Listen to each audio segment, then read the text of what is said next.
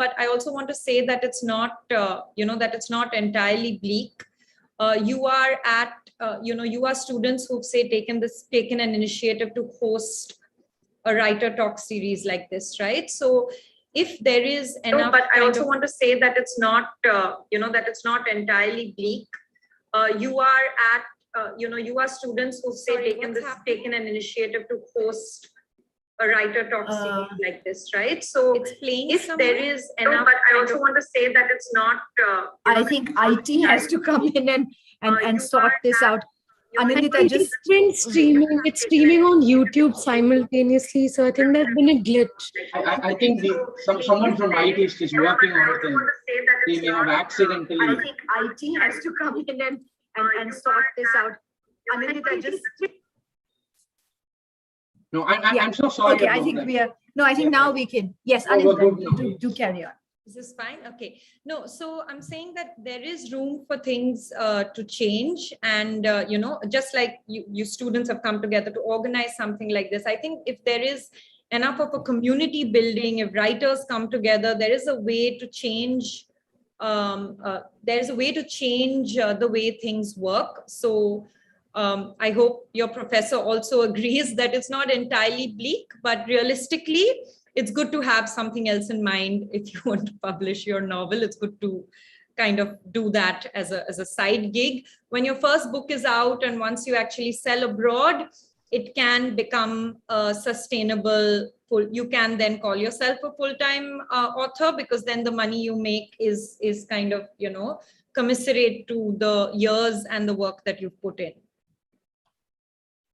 Thank you, and sorry about that. I think we've been online for over a year, but we're still learning about so many new glitches. Fine, but it's a learning process, right? So that's what I hope happens with the way writers are paid and treated, and the way that, all of it is a learning process. So that's fine. And now Isha has a question. Isha too loves reading and writing, and she's a physics major. So let's hear from her. Hello, thank you.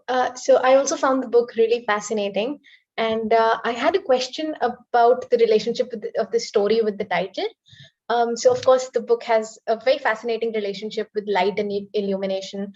From the chapter titles to the character names, everything links back to this idea of seeing the world in a different light. So I was hoping you could just tell us a little more about exactly how you feel the protagonist's perspective changes.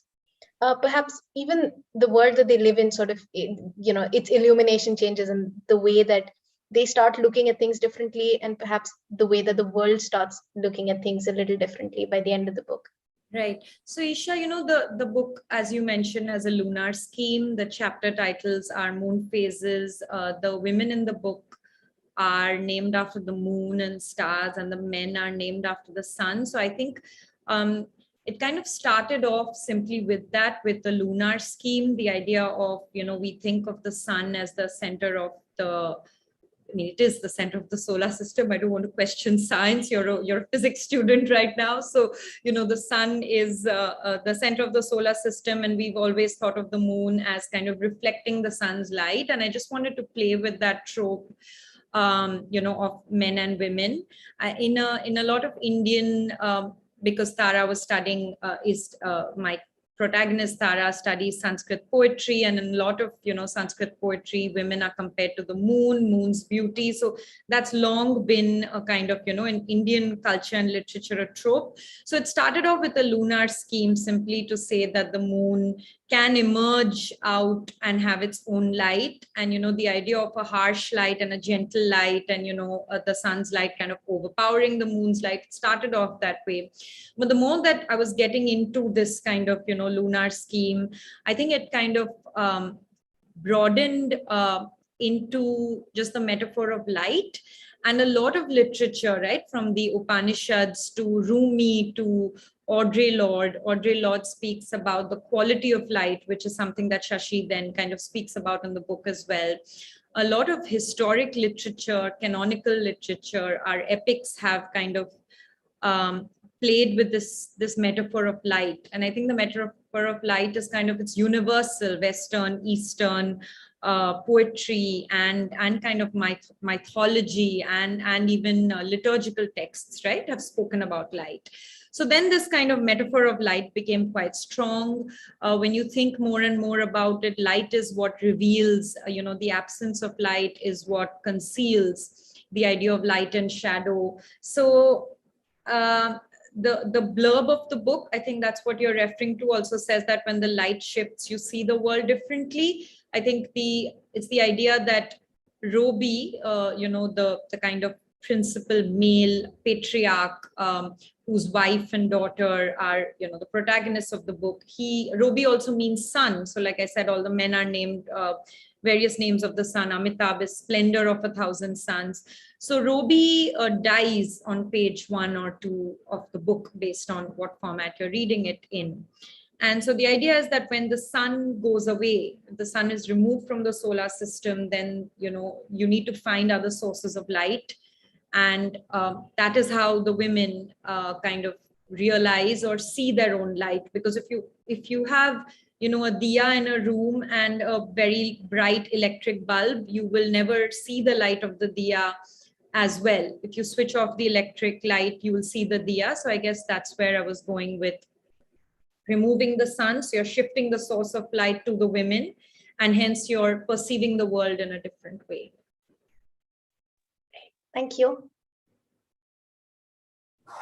Okay, so I think we'll move on to our next question and questioner.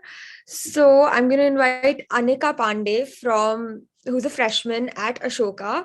She loves reading fiction and fantasy and plans to major in cognitive science and biological psychology at Ashoka. Anika? Yeah, hello. Okay, Hi. I am a huge fan of how complicated and real you've made your characters, right? But my question is that the book explores like two very heavy extremes, right? It's the MSS, and like, I mean, I guess we can all kind of imagine like what the reality of MSS would be in a country like India. But like, how did you come up with the idea of Meenakshi? And like, do you think like that eco-feminist utopia could be possible in a country like India? Right.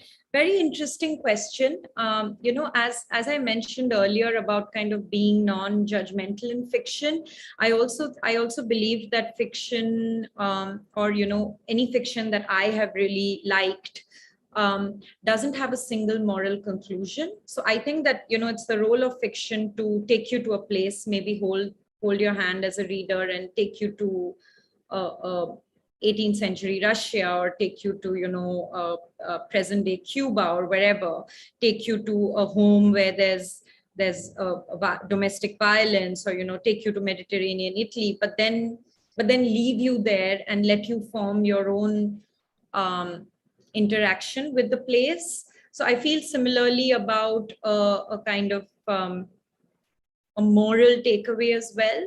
So my idea was to posit two kind of very extreme political ideologies, present them both as kind of two scenarios, but in a way, neither of them is sustainable. Like MSS obviously is not sustainable purely because it's rubbish, and purely because women should not be controlled and told what to do. But it's in a country, in the fictive reality of the book, where the MSS is kind of gaining power every day, and just from giving pamphlets, they've now become, they want to prescribe what jobs women should have, etc. It's unsustainable, right? So when you have a bizarre problem, you have to have a bizarre solution. So Meenakshi too, as a person, as Anindita Ghosh sitting here today and speaking to you, I don't think Meenakshi is a sustainable solution, right? You can't suddenly have all women go to a state, tell the men you're not going to work. It's not a long-term sustainable solution, but like I said, extreme problems need extreme solutions. So Meenakshi is something that is a complete kind of ideological counterpoint of all-female state to MSS. And the book kind of ends, the pages of the book ends with introducing us to Meenakshi, but for me, that's not where the story ends, right? The story goes on for you as a reader. goes on beyond exploring Meenakshi and then hopefully coming to the center. You all are still first year students, so I don't know if you've kind of studied philosophy yet or Hegel yet, but I was my kind of philosophical touchstone for the book was this Hegelian dialectics, where these are not his terms. These are later Hegel scholars who kind of explained his ideology as kind of, having a thesis, an antithesis, and a synthesis. So MSS is a thesis. It's one point of view. You have an other end, which is Meenakshi. So that's the antithesis. But ultimately, there has to be a synthesis. So for me, that synthesis is not happening yet in the book on page 400, wherever the book ends. But it hopefully happens in the reader's mind. Once you close the book, imagine what might happen after Shashi and Tara live in Meenakshi, maybe for 6 months or a year, and then they take back some of those learnings to the world they live in and hopefully make that a more equal world, right? So I think the idea is that I don't think it's the authors. I don't think an author is being very fair to their readers if they tell you exactly what to think or exactly what happens. I think it's good to leave some room for ambiguity so that as a reader, you can kind of make your imagination or where you stand a part of the book's reading. Right. Thank you so much. I think I will take this opportunity to pop in with my question. Sure. So I think it became apparent to me while reading that Tara and Shashi as people are not that similar. We see differences in their personalities, maybe as a consequence of growing up in different generations. But one narrative similarity or commonality that I saw was how their identities are kind of invisibilized in relation to the men, or as you said, the sons in their lives. So whether that be Rovi for Sashi or Amitabh for Tara. So, this kind of idea of the feminine identity getting diminished in favor of this more dominant perceived as greater male identity. Was this specific commonality chosen to make a larger point, or this narrative chosen to make a larger point about the treatment of women in society? Definitely. And I think it's kind of more verbalized in the last chapter. I do think, and I know the last chapter is there's a lot of talking going on, there's a lot of chatter because I wanted to put everything out there. The fact that women have more in common that they have not in common, basically. So Tara thinks of herself as so different from her mother, right? From the outset, she says she doesn't want to be like her mother. She thinks she's radical. She thinks she's a feminist. She's so different. But I think in the end, she and her mother, despite their differences in background, right? They've had very different childhoods. Tara has been a child of privilege from when she was born. Shashi has only married into privilege. So I think despite their differences in world experience, they do have similar experiences. And for me, I think a more obvious takeaway for a lot of readers is that it's a feminist book. It's a book about women. But for me, it's more a book about privilege, because it's about, Robi Malik being the kind of absolute epitome of privilege, right? Like he's male, firstly, he's upper class, successful, rich, national award winning, all of that, highly educated. So he's kind of one extreme. And I think his kind of the extreme other end is Purnima, who's a tribal woman with no education, and she's a woman. So there's also the different, gender is also a privilege. So I think the idea that for me, it is a book about privilege and women having more in common despite their differences in privilege, class, caste, and cultural background, which is what Simone de Beauvoir in her book, which is so old. And, there have been so many feminist texts that have come after that. But I feel she even makes that point back in, the 1930s, that women have kind of never been organized as a group, but they have been discriminated against as a group. because women have always had other affiliations that they have picked beyond just being a woman, right? They picked, say, class or country. So they've never been organized as women. So I think the idea of Meenakshi was women to put everything else aside, Shashi and Tara to put all their other differences aside and just be organized as women with that as their kind of identity. So I think conversations of, say, intersectional feminism, which I'm sure is something that all of you would be, studying in the years to come. I think the idea is that, those were things that I kind of wanted to explore with the different characters. Asha being somebody who's not Dalit, who's not Adivasi, but is lower in the kind of social demographic system than Shashi and Tara, in the way we see social demographics now, and Purnima being from another different kind of demographic group. Okay, thank you so much. And as someone who's very close to her mother, thank you so much for writing a novel about a mother-daughter relationship. I will now ask Aditi Warrior to ask a question. So Aditi is a prospective math major at Ashoka, but she wears a lot of hats. She's also a trained Bharatanatyam dancer, and she likes to jog and run regularly. All of you Ashoka students seem to be very multifaceted. I mean, everyone is 2-3 things. I'm going to start getting a complex, I think.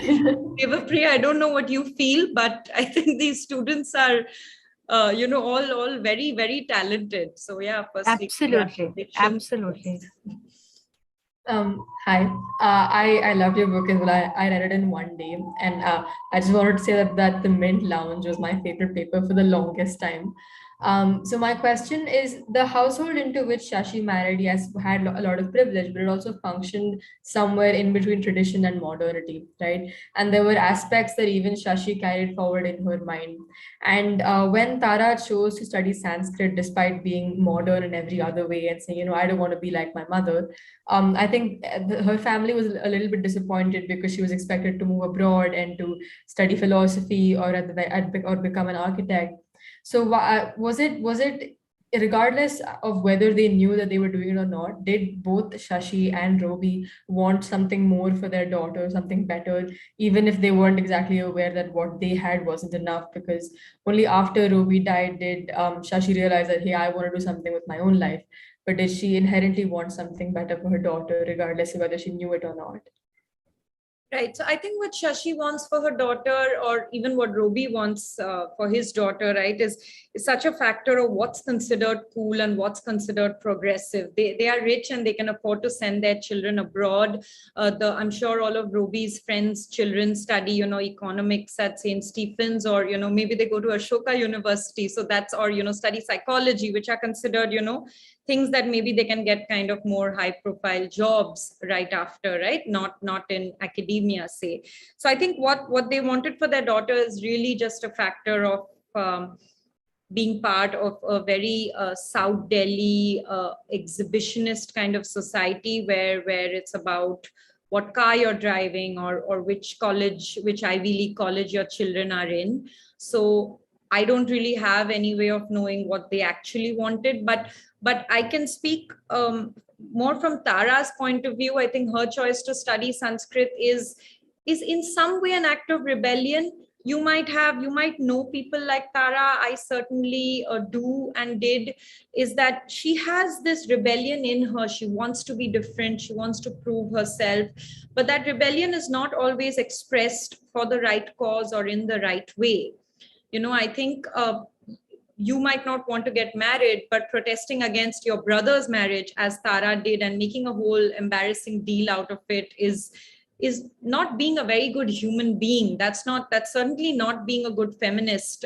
If you have to be okay with other people making their own life choices and decisions, right? So I think in no way is Tara kind of shown as this kind of ideal character. She is a 25-year-old who, like most 25-year-olds, is on a path of learning, is on a path of growth. So I think her decision to study Sanskrit, though, is in part rebellion, but also in part because I wanted to because everyone expects Tara to have things easy or have things by virtue of her privilege. I wanted her to genuinely study a subject that is hard, that does need some kind of, intellectual rigor and discipline, because you can't really study Sanskrit just to make a show out of it. You have to do the real work, right? So I think I wanted her to study Sanskrit to kind of in part show her rebellion, to show her passion in her choice of what she's studying in Sanskrit. She's studying Sanskrit erotic poetry, but also very much to show that she does have an intellectual kind of rigor in her, and she is willing to put in the work. Everything that she has is not easy. I think that was a kind of long roundabout answer to your question. Do you have a follow-up, or did I answer what you wanted me to? No, that was actually the second part. Like the follow-up was whether she chose it because she didn't want to be like her mother and she wanted to do something that, wasn't expected of her. So I think that I can answer. Thank you. Correct. So I think, yeah, multiple things, because you see in the book several times that she wants to do things that are surprising. She wants to chop off her hair, or she says, I don't want to get married. So she has this great desire to be different, to be radical. Maybe somewhere down the line, she will use that to do something like, climate change, or, create some real change in the world, right? But right now it's just that desire to rebel. And I think we see that, and that's not necessarily an unhealthy thing. It's good to not be someone who's going to be submissive and just kind of go with the flow and go with the path set out for you, right? So, but it has to be applied in the right context, which we must agree that Tara doesn't always. Right. Thank you very much. Right. So next we have Aishwarya. Like all the other Shokans on this call, she too is very multifaceted. She's studying history and international relations, and she loves reading and writing about philosophy, politics, and history. So Aishwarya, go ahead and ask your question. So good evening. I really enjoyed your book and the rich details in your descriptive understanding of the world. So my question is, the Illuminated quite literally illuminates the stories of two women, that is Tara and Shashi. But apart from these two women, you have all these tiny, small stories about Bibek, about Surjo, about Amitabh Dar. So I was wondering, why did you choose to employ these stories within stories feature for your debut novel? Because it's way more ambitious than providing a linear narrative of a tale. So could you please shed some light on that? Right. Aishwarya, thanks for your question. I think I want to add, you mentioned the men, right? You mentioned Bibek, Surjo, and Amitabh, but actually there are also stories of other women like Purnima and Dolly who have entire chapters to them. So I think for me, there's been this kind of, you could say, a trend of mother-daughter books in Indian publishing in the last, few years. But when I've been asked by journalists if this is a mother-daughter book, it wasn't. It was a book about women. I wanted to show women who have different life experiences, and a mother and daughter were, they were very good candidates to pick two different perspectives. But while I had their perspectives, I wanted the story of Dolly, who's from another generation, and I wanted the story of Purnima, who comes from a very different kind of, socio-cultural background. I wanted the small story, say, of Sunita, who's married to a Delhi police officer, to kind of just, and Asha, who is a very important character for me, although she kind of occupies fewer pages, to kind of just show, the contours of the different kind of spaces that women, I guess, occupy in the world that Tara and Shashi inhabit, but they share the world with these women. The men for me were more tertiary characters. I was very keen to have relationships and friendships between women that didn't employ men.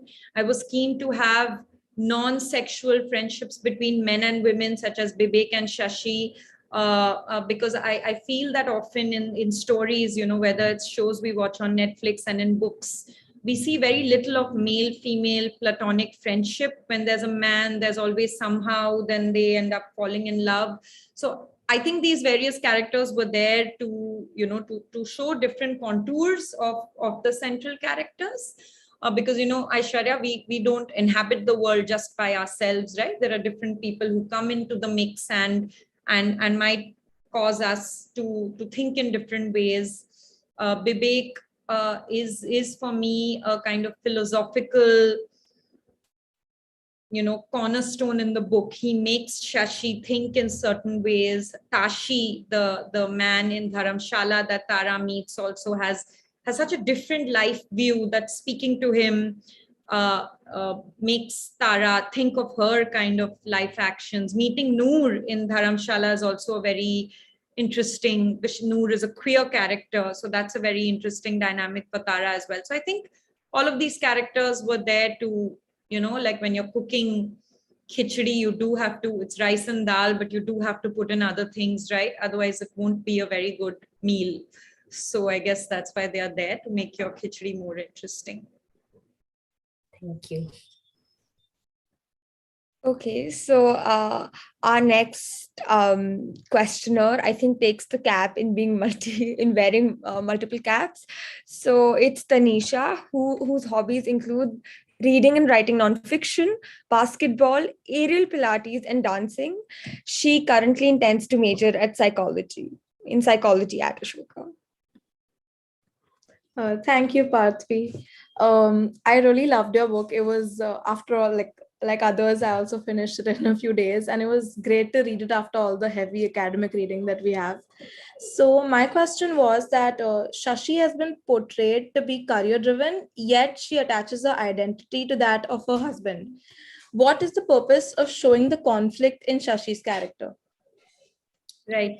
No, Tanisha, I wouldn't call it a conflict necessarily. I think as characters, right, as people that your friends or other characters that you've encountered in fiction, we are not unidimensional, right? And I think with women especially, this need to perceive women as either a good wife or a good boss, or a sweet person or a bossy person. I mean, I think women tend to be put into unidimensional boxes more than men.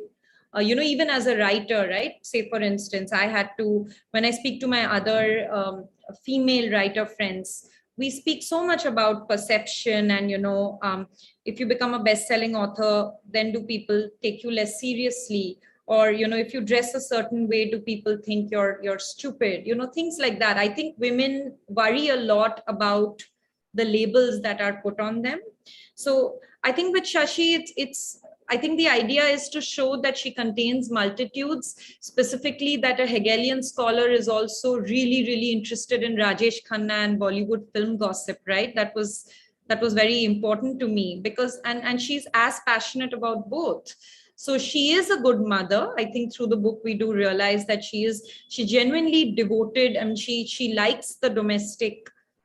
She doesn't like running a house, but she's quite a family woman. She loves her husband. She genuinely admires her husband. She liked her in-laws, but she's also very passionate about her work. And I think that as writers or as journalists or as, say, would-be policymakers or bosses and everything else that all of you students are going to go on to be, I think it's very important to not have to label people to be one or the other, right? And I think right now our conditioning is, for all of us, is in such a way that it leads to questions as, is she this or that? But hopefully we will arrive at a place where it's not surprising. You're an aerial Pilates you're dancer now, and you could be a UN speaker, and I think we should not be batting an eyelid at that. It shouldn't be like, oh really? It should be like, okay, great. So I think I really wanted to show those multitudes in Shashi's character specifically.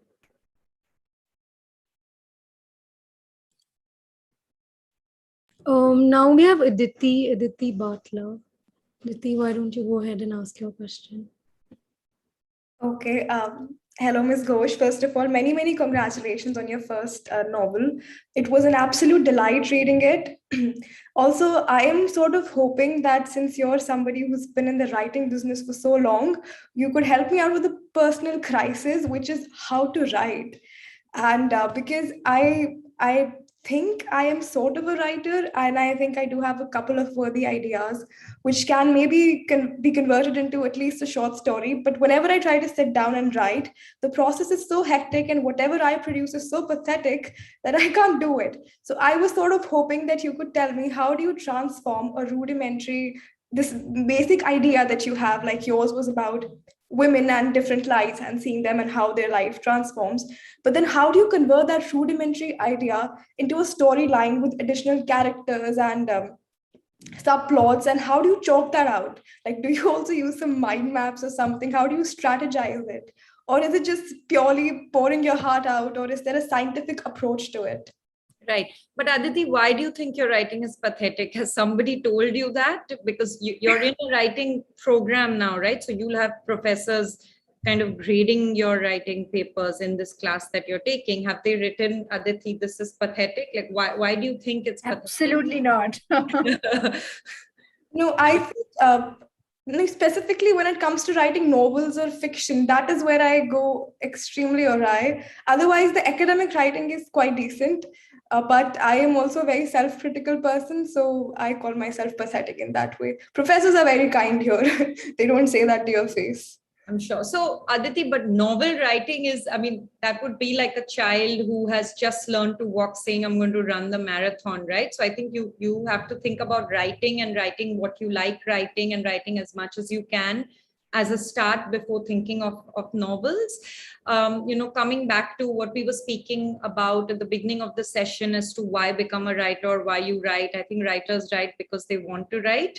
I won't always say it's not always, when you're in the act of doing it, it's not always a pleasurable process. It can cause you great agony and self-doubt. But I think in the end, what you produce, there is a satisfaction in what you're producing, and that is why writers write. But I do truly believe that, you're always a writer. So, even when a writer says publishing their first novel at the age of 40 because they've done other jobs maybe, right? Or they're publishing their first novel when they're 35. It doesn't mean that they woke up on their 35th birthday and became writers. A writer is somebody who's always a writer, because I truly believe it's kind of beyond the skill aspect of it, beyond language and sentences and having a bay of words. I think a writer it's a personality type. It's somebody who likes observing the world around them. It's somebody who likes looking beyond, say, okay, the person I'm speaking to is wearing a pink sweater and there's a guitar on the wall behind you, right? It's about thinking about who you are and how your day might have been, and what your favorite poem is. For instance, as a writer, your mind is working beyond seeing what's in front of you. So I think it's a trait. It's not just a skill. One thing I will say, I'll say two things, Aditi, about going closer towards maybe being a more prolific writer. One is, and I'm sure you've heard this a lot before, but I truly believe that writing is like exercising a muscle. So to become a writer, you have to keep writing, even if you believe, and maybe incorrectly, that what you're writing isn't very good. Even if you believe that, you have to keep at it, because it's not possible to keep thinking that I'm going to write and not write for 5 years and suddenly write a magnum opus. I think when you write every day, you train your mind to think in a certain way. You build a kind of link between your cognition and your keyboard and what flows in between. So I would, that's why blogs were invented. There's no one judging you, no one censoring you. Just write, get into the habit of writing. Maybe some close family, friends, and I'm sure some of your professors would be happy to read it and give you feedback. It's useful also to form like a small kind of a writer's community of people who are at the same place that you are in, which doesn't mean they're the same age as you or things like that, but who have similar goals, and you can read each other's work. I think there's great value in forming a small writing group where you read each other's work without without any fear of criticism or judgment. And third, I would say that, writing is also, this is a more kind of, a more practical point, but I think when we write, most people tend to use a lot of adjectives, and this is a pointer that will help you in any kind of writing, even academic writing or journalistic writing. If you do an exercise with writing, say 500 words, using only one adjective or using only two adjectives, the fewer adjectives you use in your writing will make you a better writer, because adjectives are very easy to use. I can, like, again, I'm saying I can say pink sweater, and that's just the easiest way. That's just the easiest get out of jail card to write a 500 word piece on speaking to Aditi Bhatia today, right? But the minute you remove that, you're forced to delve into how you're feeling, or what speaking to you made me feel, and how you were, use more adverbs maybe, and use more feeling words. I think that could be a good practical exercise as well.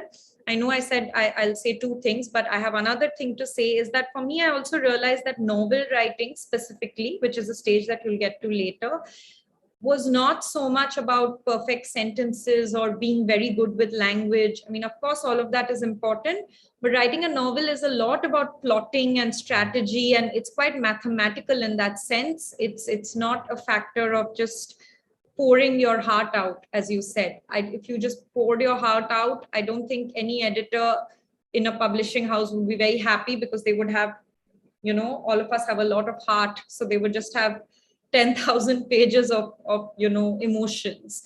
So I think novel writing requires certain specific skills that you will get to later if you want to. But as for starting off writing, as basic as it sounds, the best advice really is just write. That's the only way to become a writer. And don't worry about, you can't criticize yourself or worry about what other people say at the start. If you're writing a blog for 10 years and it's not going anywhere, then maybe it's a good time to, take a relook. But you all are so young, you have all these options ahead of you, and, you can take it in any direction that you want to. So just write, just like you brush your teeth every day or exercise a few times a week, just make it a habit to write. And I believe you'll feel more confident and better about it on your 30th day of writing that blog. Thank you so much.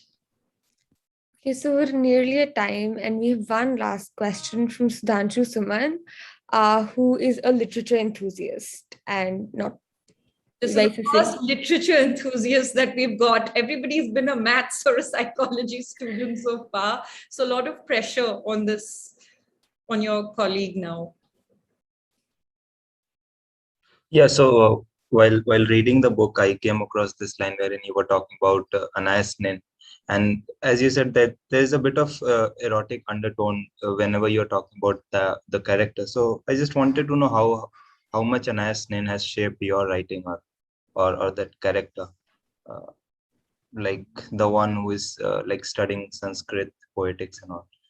Right. I'm sorry, I'm not good with the names, but yeah, I was just reading. So no. So I think, like most people who've read, been interested in any kind of literature in their 20s, I too read Anais Nin and was pretty blown away by her. It was so radical and was so wow. Anais Nin, Erica Jong, all of them, right? And I was probably your age in college. But Tara, having an Anais Nin poster in a room is about Tara. It's not about me. I think when you're building a character, you use everything you can to give the reader cues about that character type, right? Because you can't only build a reader's perception of a character based on what the character is seeing, just on dialogue or what what they're feeling. So you build it in every way. You build it by describing the clothes they like to wear, the colors they like, the books they are reading. So having an Anais Nin poster in her room is very much a kind of, when you, it's like when you are making a film and you art direct, and you might have a certain poster or a certain print on a bed sheet. So I think it's very much a way of signaling that Tara is a borderline pretentious and aspiring radical feminist. Anais Nin has written some very important works of literature, but she was also mired in a lot of controversy. She had pretty complex relationships with people, including her father. And I think it was also my way of signaling a kind of borderline unhealthy attraction that Tara, the way that Tara idealizes her own father, her kind of father fixation in a way. So, I mean, it's really interesting that you picked up on a very, very micro detail, but that detail is there specifically to add a certain dimension and layer to Tara's character. But it doesn't mean I'm not Tara. So it doesn't mean that I am heavily influenced by Anais Nin, but it means that Tara is. All right, thank you.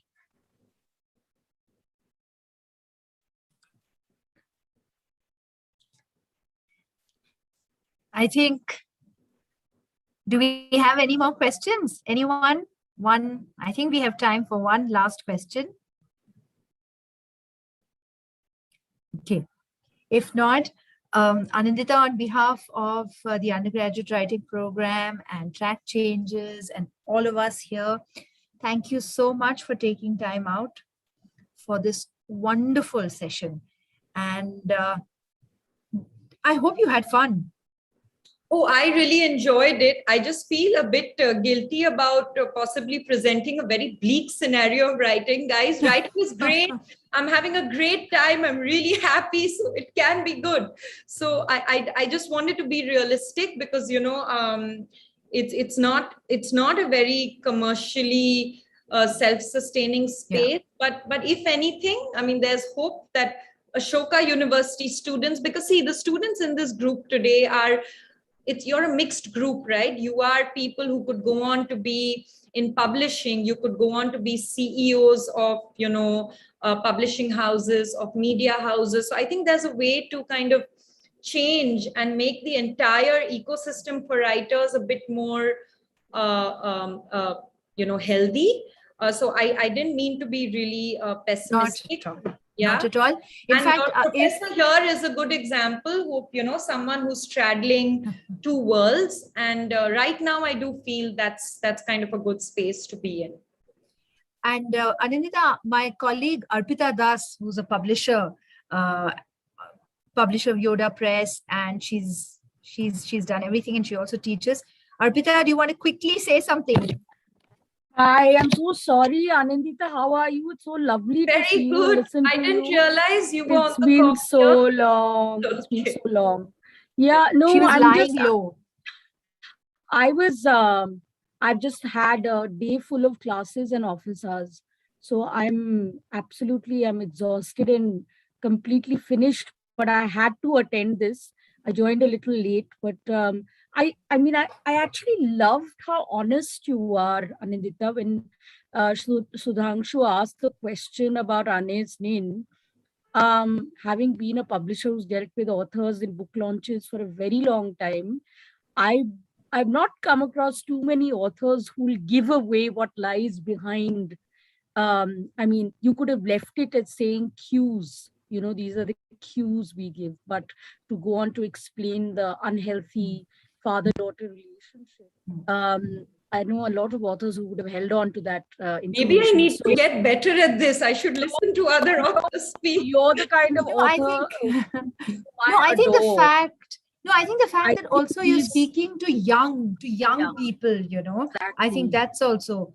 I think these students, the young people, they need that kind of honesty, creative honesty about the creative process, so don't apologize at all. As a matter of fact, I was shaking my head vehemently when you were saying sorry, because they don't get this kind of honesty, and it's very important.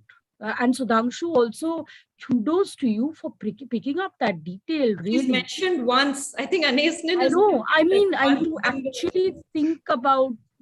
That's fabulous. Actually, mind of a writer, if I may say so. So really wonderful that you picked. I've been reading her last year, and I kind of have published a poetry book didn't work. So I kind of picked that because I'm interested in the name of the authors, which other writers kind of write about. So maybe it is a signal that they've read it too. So maybe I'll. I think Anindita, isn't that lovely that But you're an author who are having talking about Arpita another also here has now led me to conclude that everybody cool teaches at Ashoka. Oh, This come is on. some kind of a cool club going on. You also join now. But I really think I should. But to what I said earlier as to having not formally studied. I studied mass media in my undergrad, and then linguistics, and then journalism. I have not studied literature formally, and I have not studied creative writing. I still feel sometimes maybe I should go do an MFA, but I feel that everything that sometimes there is, like what you're saying, Arpita, there is writers do tend to make the whole process of writing seem so mysterious and a gift that has come to them, and they sat on the keyboard and then were shaken by a vision and they wrote, and I feel that can make the field very intimidating, and that can make you feel that it's something you have to be you're born with. I have really benefited from writers. I've had the privilege of interviewing writers as a journalist, and I've read a lot of interviews with writers and watched them at literary festivals. So every time people say literary festivals are just a party and what is it, I feel it's been for me as a person in my 20s attending lit fests even before I was invited as a journalist has just been very valuable, because just hearing writers speak about their process, and honest writers who tell you that it is labor, it's like a job, you're being paid for it if you want to make it a living. So you go to your laptop and you try to work, maybe you don't like today's work and maybe the next day will be better. I think that makes writing a little more accessible.